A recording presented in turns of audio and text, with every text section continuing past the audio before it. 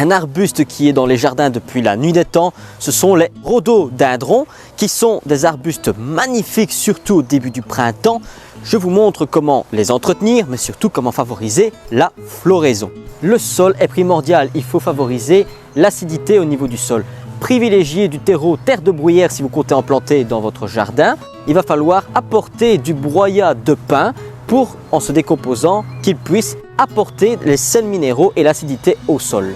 Quand la floraison, comme ici par exemple, est terminée, il faut couper les fleurs fanées pour favoriser les bourgeons arrière qui vont fleurir l'année prochaine. Si vous ne le faites pas, vous aurez moins de fleurs. Année après année, apportez du compost au pied acide, donc qui n'est pas encore totalement décomposé, afin de favoriser une bonne reprise et une floraison qui sera de nouveau abondante. Concernant l'exposition, il faut privilégier l'ombre.